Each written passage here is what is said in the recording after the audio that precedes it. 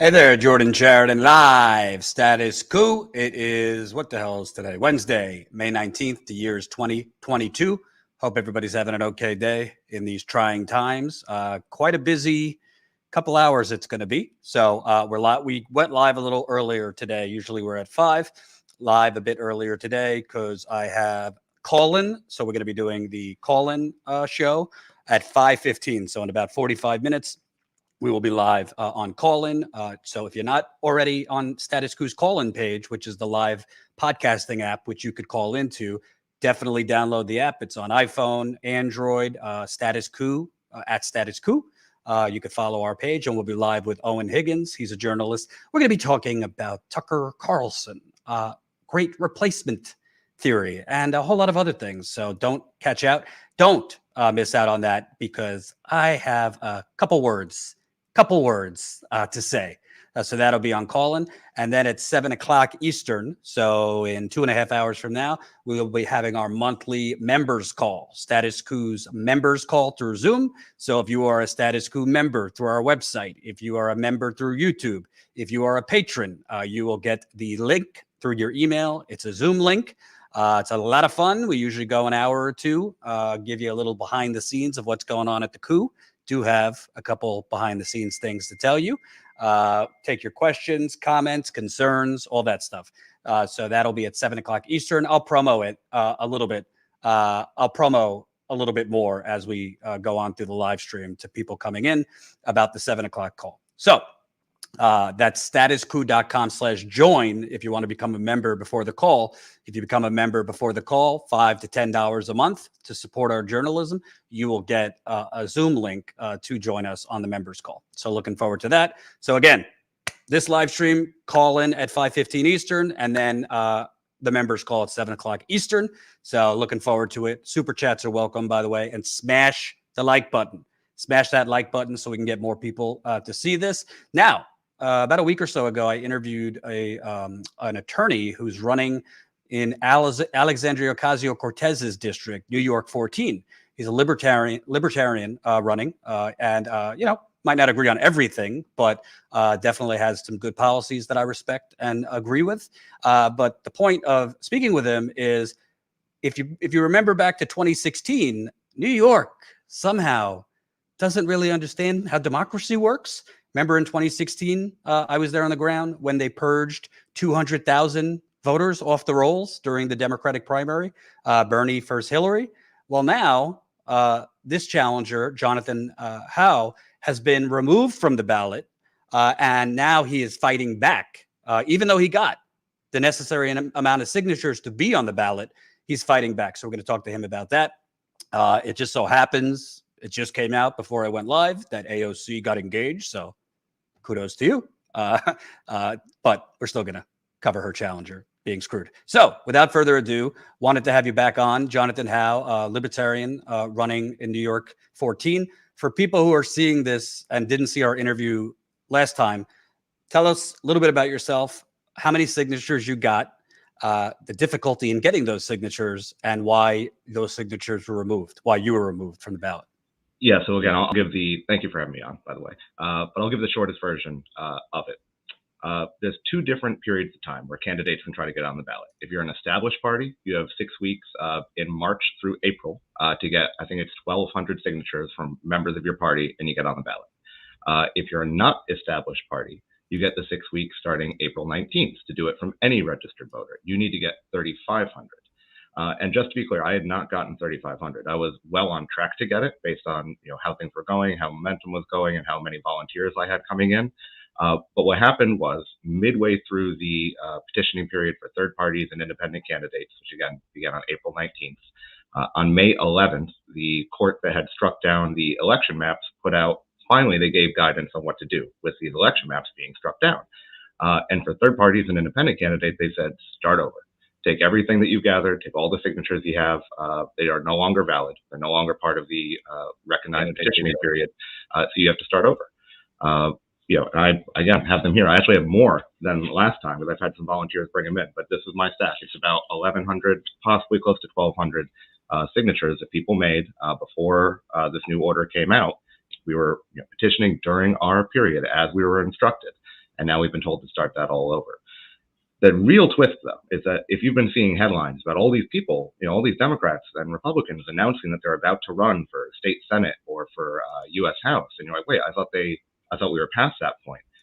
Part of the same order said, if you are a Republican or Democrat and you got enough signatures to get on the ballot in the old district, you're all set. Just apply it to a new one. If you didn't get enough, or if you didn't even try running during the prescribed period, you can try again now during the same period that I've been given, which is a 6 week starting this Saturday. So now there are going to be people who never even tried to run back when they were told, this is the period to do it, like Bill de Blasio, who are now going to be trying to gather signatures. And then there's also going to be people who tried to get enough signatures to get on the ballot, failed, and now get to try again. But the worst part is all those candidates, all the ones who are running for the first time as an established party, they get a 10% discount on the number of signatures they need to get. So I think it's now 1,080 instead of 1,200. Whereas we, third parties who actually had votes, signatures thrown out, we get no discount. So it's so clearly a double. And what is the reason they give for that discrepancy? There really is none. I haven't watched every oral argument. I haven't watched everything, but in the decision that the judge issued, there's really no explanation for that. Mm-hmm. And to be clear, this new district has 60-70% of the signatures you already got are in that district? Oh, way more than that. I mean, they barely changed New York 14. Between the map that was real and in existence up until recently, when we lost a congressperson, between that and then the one that was approved by the Senate and the governor, which was then deemed illegal, it's barely changed. It's just gotten a little bit bigger. There's one area in Jackson Heights where I did some petitioning early on, which is no longer part of the district. Some of those may be invalid, but the vast majority of them, I would say 80 to 85% of what I gathered are people who still live in the district. And the problem is not their address. The problem is that there's a date on each of these. And the new order says that, any signature collected before May 21st is not part of the period, therefore it doesn't count. And all of these, obviously, because it's not May 21st yet, are dated before May 21st. Mm-hmm. And I assume I know you're a witness in a lawsuit for this, but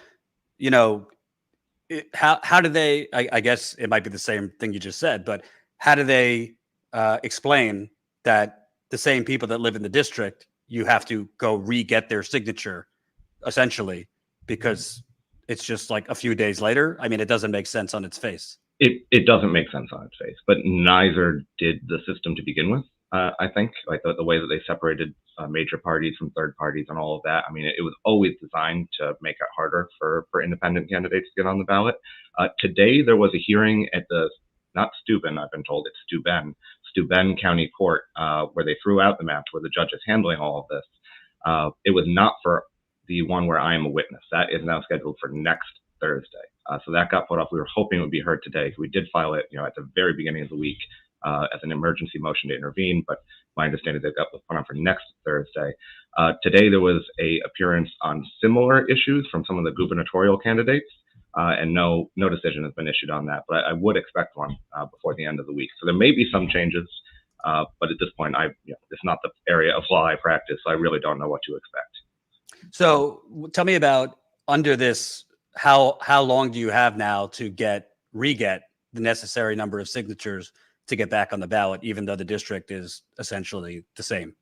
Yeah, so it's pretty much the same, a 6 week period, starting from the 21st. So I think it's until July 5th. We may get one extra day because of the holiday in there, the 4th of July. But yeah, it's the same amount of time we had before. But as I brought up earlier, I'm a public defender. I have many clients, many dozens of clients, and they have cases, and they have trials that I have to schedule months in advance. So when I was given this election calendar, I think it was at the end of January, maybe the very beginning of February, I scheduled as much as I could around this. Today I had scheduled to take off because I was going to be out petitioning. Yesterday, the same. 3 days last week. That there were, all these days were taken, and I can't now just move them to June because now I have 20 trials in June. It's not something that I'm going to be able to do. And in case anyone is wondering, I work in family court. I don't work in criminal court. So we actually do have trials. Many cases go to trial. It's not like the 98% that we out in criminal court, just in case anyone is wondering. Well, also what I find interesting about this is I've interviewed a lot of progressive candidates that ran as Democrats, and people don't realize the behind the scenes mud of how the establishment candidates in the Democratic Party try to get them thrown off the ballot, try to get their signatures invalidated. So it's already an uphill climb if you're running kind of as a progressive within the Democratic Party. Yet now we're talking about a third party candidate, which has its even more challenges, basically having to run through hoops where AOC doesn't have to deal with this. You know. And just to be clear, for everyone watching this, it's not just me. I mean, there are dozens of people in my position. There are some, I think, that are currently running, campaigns that don't even realize that their signatures have been invalidated because they weren't part of this court case and they never received this order with the new calendar. If you go on the Board of Elections website right now, it still says that I should be gathering petitions today.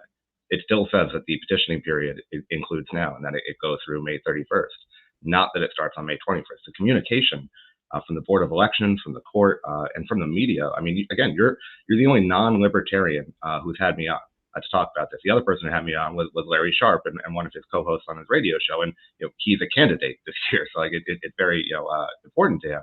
But I have reached out all over the place, and every time I explain this to someone, they're like, "Whoa, that's so clearly unfair. That's ridiculous." No one seems interested in covering it. Have you reached out to any? I mean, you might be libertarian, but have you reached out to like progressive media? Almost entirely. I mean, look, what I see my role as in this election is to go out there and be a libertarian and show that, look, progressives and libertarians, we're really on the same page about things. Because look, I'm running in AOC's district. She wins overwhelmingly. It's a progressive district. I have a lot of the same goals that AOC says that she has. I just have a different approach to get there. I think that increasing individual liberty and human liberty is the way that you get it, not a top-down approach, but a bottom-up approach. And so I'm just out there trying to message that. That's been a large point of this, is to show people that Greens, libertarians, progressives, we're all really on the same side.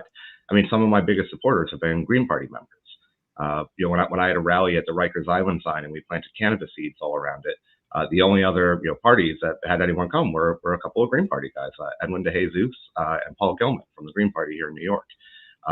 We have so much overlap, and if we could just focus on movements addressing those pieces of overlap, we can disagree on which method of this issue we take, but on these huge overarching issues, I think that there's much more agreement than disagreement, and we just need to come together and stop pushing each other apart.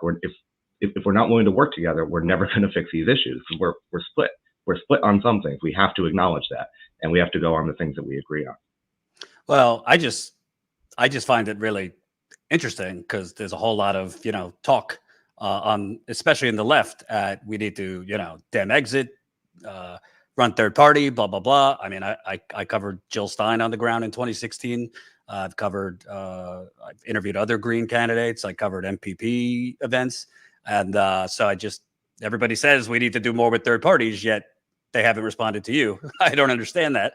I mean, you don't have to agree with every viewpoint you have. I mean, I've looked at your website. I agree with a lot of what you say, but it's really a democracy and voting rights issue where you have to at least give people a chance to hear the opposing candidate, allow them a fair shake to get on the ballot, which I think the fact that they're not makes people more cynical of the system, period. Yeah, I mean, I didn't think it was possible for me to be more cynical about the system, but here I am. Like, I'm significantly more cynical than I was even just like a week and a day ago. So yeah, I can't fault people for being cynical about it. That is the outcome of this. And if it doesn't get coverage, they're just going to do it again. Like, they may not do it the same way, but they'll take if you give them an inch, they'll take a mile. I think that if we do not get this addressed and get some kind of relief on this year, you can just assume you will not see a third party candidate in New York again. Mm-hmm. And let me ask you, because when we talked about a week ago, AOC at that time had not commented on this. Obviously, I doubt she's responding to you directly, but have you heard anything in terms of whether she knows about this, whether she would speak out? I haven't. I've sent an email. I called her as a constituent. I tried doing it that way, and I sent an email, and I've responded to a few tweets. That's really it. Like, I doubt she's aware of this issue. I said this last time. I don't think she had anything to do with this. I saw some comments saying like, AOC is scared of this challenger. Like, that's nice of you to say. But that's not what this is. Like, this is a judge upstate, a Republican judge who's just going along with the duopoly and just saying, okay, yeah, I'll screw over the third parties. Of course I will. Who needs them anyways? But I will say, I saw today that AOC is engaged, and you were asking what date it is. I will always remember today because it's May 19th, which is the day before my anniversary. I got married last year tomorrow. And my dad's birthday is today. And the reason that we chose May 20th is that growing up, you would always say, it's not May 20th to say I wasn't born yesterday. And now May 20th is also a special day for me. So congratulations to her. Something that I found interesting about a video you did recently about Marjorie Taylor Greene. I've been doing a weekly show called The Fight for 14, because there was a Libertarian, Angela Pence, who is fantastic, who was running against Marjorie Taylor Greene. And we just talked about the similarities in our campaign and how we're both being, totally, screwed over by the system. I like to complain about the 3,500 signatures and the 1,000 that got thrown out. She needs to gather 20,000 signatures to get on the ballot as a libertarian in Georgia. And she lives in a rural area. You have to drive for those. And so, as much as I'm complaining here, like this is a systemic issue in every state, in red states, in blue states. And when people just don't see third parties on the ballot, they stop thinking about them. So that's why I think it's really, really important that people pay attention to this, because otherwise it's going to be over for all of us when it comes to third party access. Right. And boy, if she can get on that ballot, plenty to talk about, because Marjorie Taylor Greene, who some on the left have been propping up as somehow like more left than progressives, she literally, I mean, you just can't make this up. She invested in Lockheed Martin right at the beginning of the Russia-Ukraine war, then comes out as like a show vote, no on sending more money to Ukraine, which sounds great, but she just cashed in on this war. And then making matters better, she says, I'm not sending money to Ukraine because we don't have baby formula. And she literally just voted against money for baby formula. But these are the people propping up Marjorie Taylor Greene. So anyway, that's a different topic. And look, there's just people in the Libertarian Party who prop her up and say we shouldn't be running anybody against her. And those are not people who represent my views. Right. Absolutely. So just so people know, outside of, the issue getting on the ballot and wrongly getting thrown off, you mentioned, it's not that you necessarily disagree on everything with AOC. You just have a different view on how we get there. Can you elaborate more on, what your viewpoint is? Libertarian means different things to different people, and name some, the policies that if you were on the debate stage or actually got in there, you champion. I mean, issues we agree on. I mean, she says that she doesn't want a militarized police force. She says that she wants to end the drug war. She says she wants to largely stop funding violent conflicts overseas. And she says she wants, she says that she wants a greener, cleaner planet. Right. I kind of summed up her platform as peace, justice, and a clean planet. I just made it my platform. And I said, instead of being from the top down, it's from the bottom up. And the one, I think I used this on your show the other day, but just the one that I like to focus on is the environment one, because people can't believe that libertarians could be pro-environment. But we have to remember, like, what are the things that libertarians obsess over? It's your bodily autonomy and private property. And where do your body and your property exist? It's on the planet. And like, pollution is assault. It is a violation of your bodily autonomy, and it is a violation of your property rights. And I don't think we're going to get top-down regulation that's going to address the dangers of pollution, which lead to climate change, while we have this revolving door system. And we do have a revolving door system. We've known it for many, many years. So I don't think that's going to work. But I think we can show that, or we can make class action lawsuits easier. We can make it easier for people to band together and say, you over there, this factory over here, this oil, refinery over here has been damaging us a little bit over 30 years, and there's many of us. That would be a way to go. If you can show people that there's an incentive for them to care about pollution and the environment, it all of a sudden becomes a much easier issue to sell. That's one of the things that people say, the climate's changing, but I'll be dead, or or they might not say that, but they think that. It's not an immediate thing. People respond to incentives. Let people get rich putting oil companies out of business. Right? Let people get made whole putting oil companies out of business. Don't just charge them a fee that goes from their shareholders to the government and then just gets recirculated around. But also just ending the war on drugs. Like I don't think you can take baby steps. Like I think you have to end prohibition entirely. Like the fact that we have a legalization bill that got through the House at 400 pages.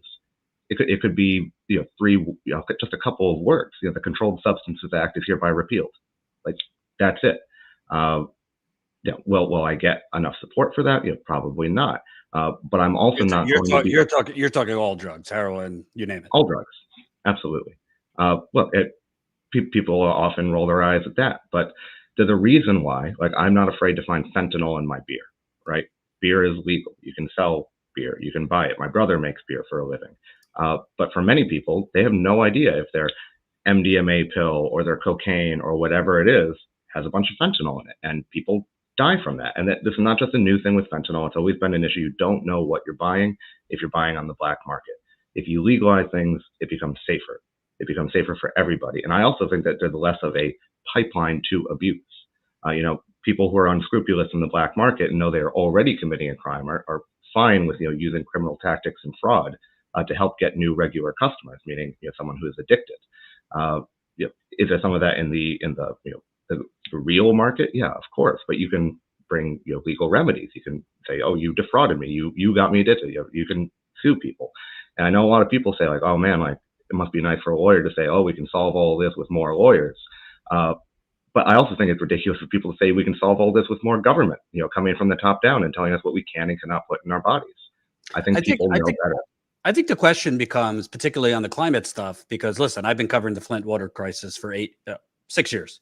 And unfortunately, it looks now like we're now in investigation number 2. We're 8 years into the crisis. Not one person is in jail. Not one person has faced a jury trial. And it looks like charges are going to be dismissed against Governor Snyder, the Republican governor that presided over this poisoning, as well as other state officials. And then we're just going to have a recycle and a new investigation. The charges being dismissed. I won't get into full details based on a technicality. So my concern with what you're saying is we just start suing the oil companies, but we've already been told we basically have like 5 years left until irreversible damage. I mean, you could have lawsuits stuck in court for 10 to 20 years. Yeah. And look, I don't think there's a quick answer from government or from any of this. I think we're probably past many of the points of no return, depending on what your measurement is. I mean, are we ever going to be able to filter the microplastics out of our drinking water? I don't think that's ever going to happen. I think we've really gone past a lot of that, which is really, really sad. But when it's not me saying like, oh, we need more people suing. It's that we've made it really, really hard because corporations have paid for this change to sue as groups for small amounts of damage. Class action lawsuits, people think, oh, they happen all the time. That's such a waste. No, they're actually extremely hard to file, especially when there's like a nebulous damage. Like the factory increasing, cancer rates or something like that, or even not increasing cancer rates. It's just a known harm that, these things, are bad for you. But when you have top-down regulation, things like the EPA, they say, well, it's within the guidelines. So nothing can be done. But who writes the guidelines? Who is going to be the one writing these guidelines? We know who it is, someone in this revolving door between the corporations who are doing the harm and the ones who are regulating the so-called harm. And you have EPA officials going to work at chemical companies and then going back to work at the EPA. Yep. I mean, that's absolutely ridiculous. I mean, that is totally ridiculous. But look, why wouldn't they, right? If the EPA has the power, why wouldn't the people competing for the power try to get into the EPA? And once you have a few in there, they're just hiring their friends for the same reasons. A lot of these agencies are more like competitions between different corporations who are buying off parts of them. More than they are actually regulatory agencies. Right. Let me ask you finally on your end. So again, to me, and a lot of people in my view wrongly believe that like I'm anti-third party or, oh, you just want to sheep herd people into the Democratic Party. I'm kind of a whatever works quickest kind of person. To me, I don't even think it is my role to really like dem enter, dem exit. I mean, you do what you want to do, whether you want to vote Democrat, Republican. I mean, I tell people what I personally feel, but like it's up to other people what to do and how to vote or to vote. But I will say with the third party, I don't really think people truly get the institutional and structural obstacles up against somebody running for third party. That doesn't mean don't do it. But can you just elaborate from beginning to now, when you decided to do this, what do people not know about trying to run third party in pretty damn Democrat or I mean, New York is blue. Your district that you're running is pretty blue. What do people not know? Because it's not just about the ballots, getting on the ballots, money. It's media. Can you kind of elaborate on what you've dealt with? Yeah, I mean, when there's not as much of a support structure, it makes it very difficult. Like, no, very few, I won't say no, but very few like Democrat strategists or campaign managers or anything like that would ever consider working for a Libertarian, right? Or working even often for a Green Party member. So you kind of have to like jump into this yourself. And the Libertarian Party of Queens, very nice people, very supportive, but like they haven't run many congressional campaigns or any. So you really just have to learn a lot of this stuff yourself. Like, I don't know how someone who's not a lawyer or like really good at reading, like really good at it, would have figured out how to properly file their FEC documents. I mean, that took me forever. Getting on a taxpayer ID and filing this and making sure that was right, and talking to your liaison, and like it is a lot of work. And my understanding is that if you're in a major party, like there's people who do that for you. You can hire a known person who has been a treasurer before. I'm my own treasurer. I'm terrified about it. Like if I make a mistake, I'm liable. But those are a few of the things. And then just when you reach out to media organizations, like they'll set up an interview, but you're going to be last on the list. Like I do have an organization, a local one that reached out to me a few months ago to set up a 3-minute interview. And I've seen them put out like dozens and dozens of them already, and I responded immediately. But it hasn't come up yet. The other thing is when you're out gathering signatures, a lot of people are just happy to sign. A lot of people are like, oh, great, a third party, we need that. Some people say Republican or Democrat, and they want you to say one or the two, and that will determine their answer. But when you say neither, they just laugh and walk away. There's some people who will say, oh, I would have signed for you even if you were a Republican or a Democrat, but I won't sign for a third party because you're just spoilers. I'd love to be a spoiler. I mean, that's how you show people like there's a demand for a certain issue and you need to change your policy. That's how you get the two parties to change, if you're ever going to get them to change, is to spoil an important election that they really cared about. So I'd love to be, I don't think I would be in this election. I mean, she's been winning pretty overwhelmingly. I think in this, it would be more of a messaging campaign and just saying, hey, we can get along.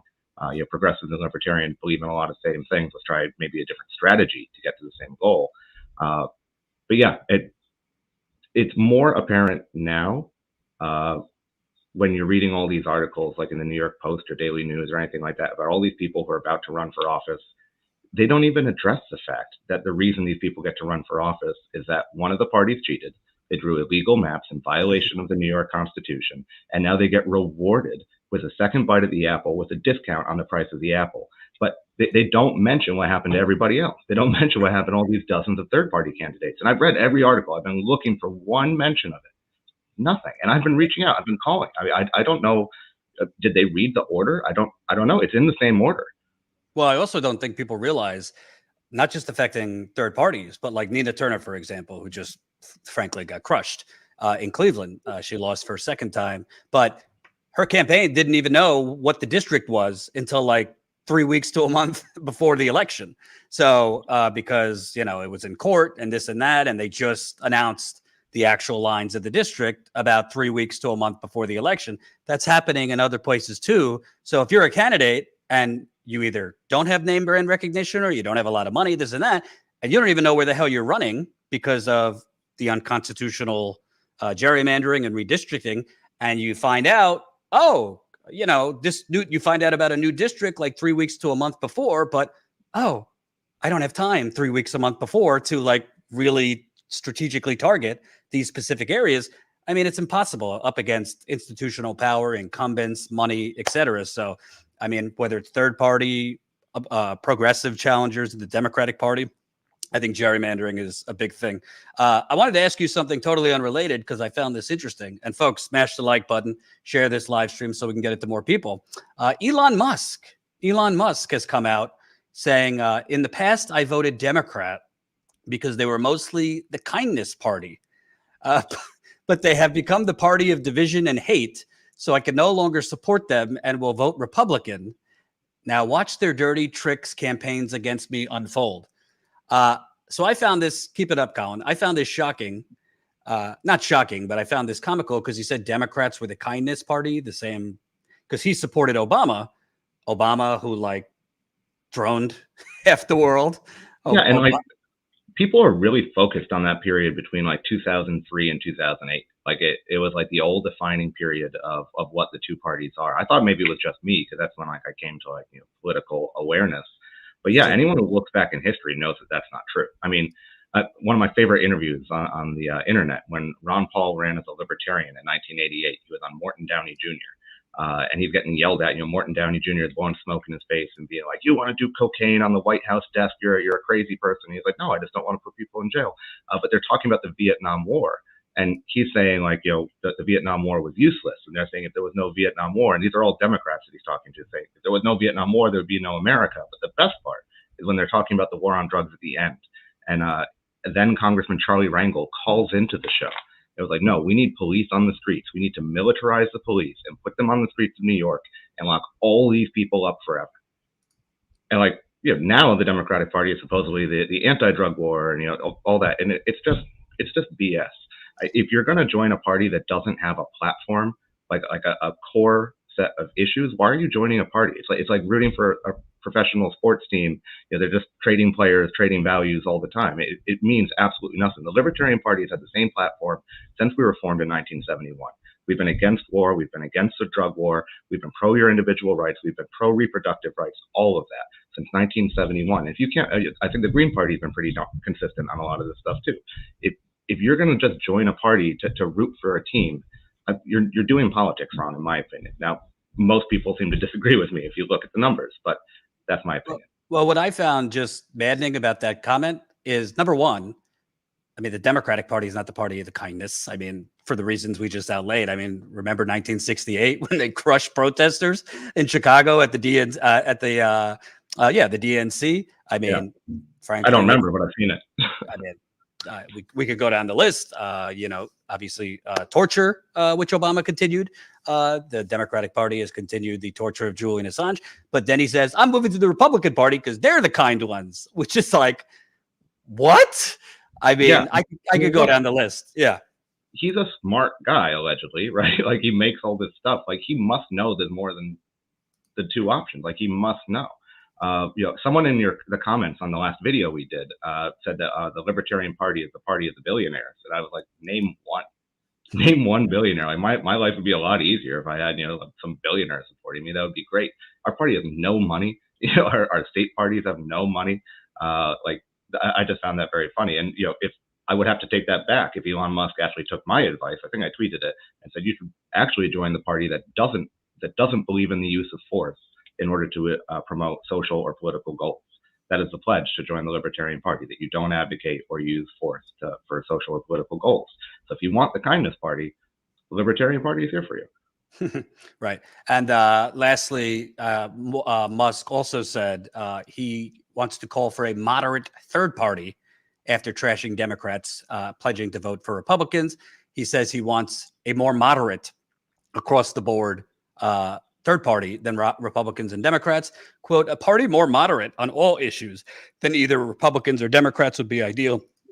I find that laughable, considering Elon Musk basically got rich through the government subsidies to himself. No, but that's the thing. That's the moderate position. If you look at the people that we have elected, like, the moderate position was invading Iraq, right? The moderate position was bailing out all the banks, even though that they did wrong. That's the moderate position. We just need to be more polite about it. Why do we have to yell at each other when we give our friends billions and billions of dollars? We should do it more moderately. I just want to bring this up because it was the greatest thing that I've seen in a long time. It really made almost this last week and a half. Okay, we got him. We got George Bush. He confessed right on stage. He confessed to his war crimes right on stage, and it wasn't a Freudian slip, because then he laughed about it and said Iraq too, and then continued with his speech, and the audience laughed. He is now a confessed war criminal. I mean, we all saw it happen, but now we have a confession. I'm expecting a trial to begin at The Hague shortly. I think that's how it works. I did a video on that earlier because, honestly, to me, obviously the focus is Bush is a war criminal, but it wasn't even the Republican Party that really tried the most to rehabilitate him. The Republican Party basically distanced themselves from George W. Bush. W. Bush wasn't even at the 2008 convention with McCain when McCain was the nominee. It's been the Democratic Party. I went down the list. Keith Olbermann was on The View being to Meghan McCain. I have to apologize to George W. Bush. I came into politics when I first started paying attention to politics.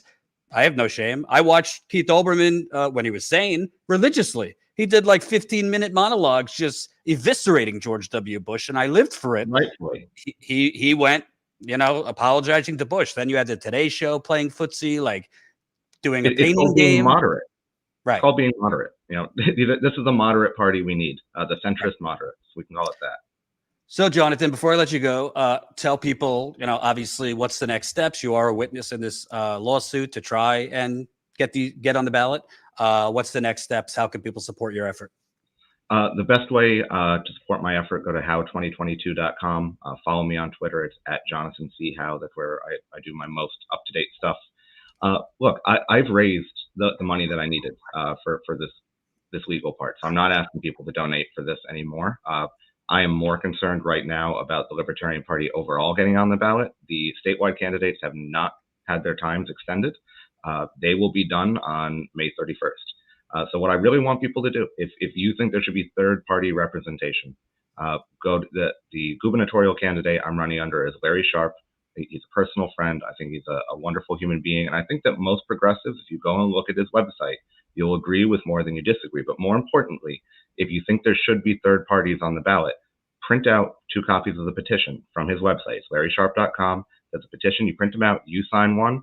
Someone else in your home signs the other, and you witness them, and you mail them back in.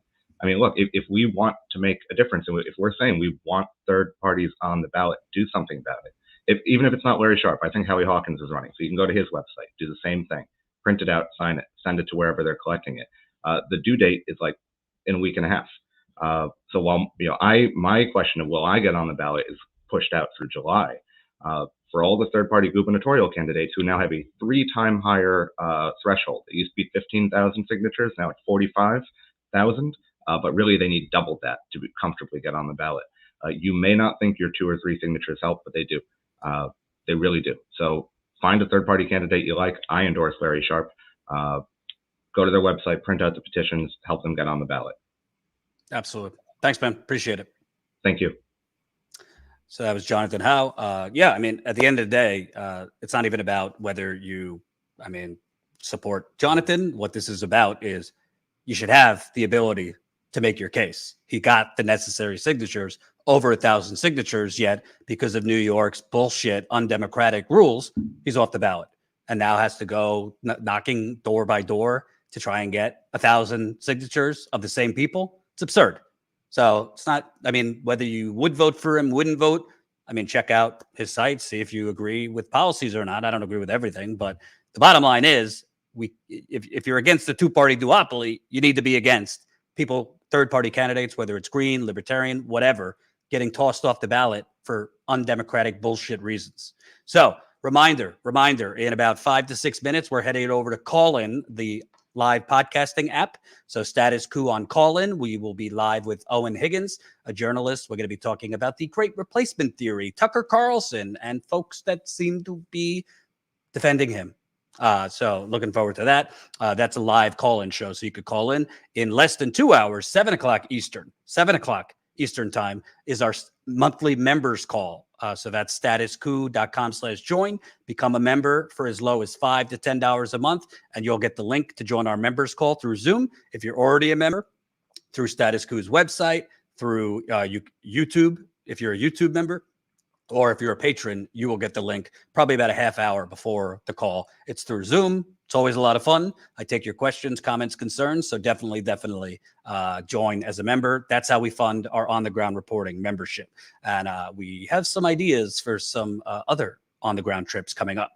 So definitely, if you're already a member, I hope to see you on this members call at 7 o'clock Eastern time. Join in. Before we go, I got to address this, honestly. The Colin, if you have it, hold on. Do I have it? Oh, where did I put the article? Hold on. Yeah. So Senate approves $40 billion package to help Ukraine fight off Russian invasion. The Senate voted 86-11 to approve roughly $40 billion in new aid to Ukraine. The bill, which passed by the House earlier this month, bringing U.S. spending on the war to more than $100 million per day. $100 million per day. Go down to the chart. hold on. How much? Oh, no, that's the Vox chart. Colin, if you can go to the Vox story, we've already given $9.8 billion to Ukraine. Listen, we've covered Ukraine. I mean, I care. I care about the loss of human life, innocent people that have been lost. I have been on the record. I'm against Vladimir Putin's invasion. He has invaded Ukraine. He has killed these people. We've gone over, although Russia does have some justification, not for invading, but for feeling threatened. Promises were made to the Soviet Union at the fall of the Soviet Union, which became Russia, not to expand NATO eastward. Those promises were totally ripped up into shreds. But the bottom line is we should not be giving $40 billion more to Ukraine when it is abundantly clear that the United States has no interest in this war ending. The United States is using Ukraine as proxy. And frankly, Bernie voted yes for this additional money to go to Ukraine, as did the squad last week. I would love to hear their justification, because I'm all for humanitarian aid for Ukrainians. How about humanitarian aid to Yemen, who we've been helping Saudi Arabia commit genocide on for the last decade? We could go down the list: Somalia, Pakistan, the Philippines. I'm all for humanitarian aid, but to be continuing to send weapons to Ukraine, and for progressives to be advocating for this, for progressives to be signing on to this, for what? So we could remain in a fucking war while people are starving here? For what? So we could remain in a war so people here, as they continue to get evicted? Remember, people have been getting evicted from their apartments and homes on a rolling basis throughout this pandemic. So we could send $40 billion so Lockheed Martin, Raytheon, Northrop Grumman, Boeing could continue becoming richer and richer. Bernie, AOC, the squad, shameful. You should not, let me repeat, not be supporting this. It is one thing to be against what Putin is doing. I'm against it. I think most people are. I'm against these left channels that are basically doing pro-Russia propaganda and look like fucking idiots. They literally are like state TV on YouTube and supposedly left. But, you know, at a certain point, where is all this money coming from? And Bernie and the squad, their argument should be, wait a minute, I thought we have to ask how we're going to pay for it for healthcare. I thought we had to ask how we're going to pay for it for education. I thought we have to ask how we're going to pay for it for a Green New Deal and these kind of things. But 40 billion like that on top of the 10 billion we've already spent, what's going on here? How do we have all this money for war, but we have no money for healthcare? They should be on the damn Senate floor right now, the damn House floor, making this argument. Just rubber stamping more money for Ukraine. And by the way, this is not me being against helping the Ukrainian people. I obviously care about the loss of life. I mean, what can you call it other than terrorism on Putin's? There was no justification for Putin to invade Ukraine. Anyone who tells you that he was justified, they're wrong or they're dishonest. But at a certain point, we're just kind of moving around. Oh, we got out of Afghanistan. Nah, we need to go into this war because it's not even about an objective other than greasing the skids of the military-industrial complex and keeping these defense contractors fat. So shame on Bernie for this. Shame on Bernie. I mean, he has taken strong stands against the Democratic Party, against the Republican Party on war. There's no justification for giving Ukraine more money for defense, because it's not actually for defense. What the United States should be doing right now is taking the lead in ending this, bringing Ukraine and Russia to a diplomatic solution.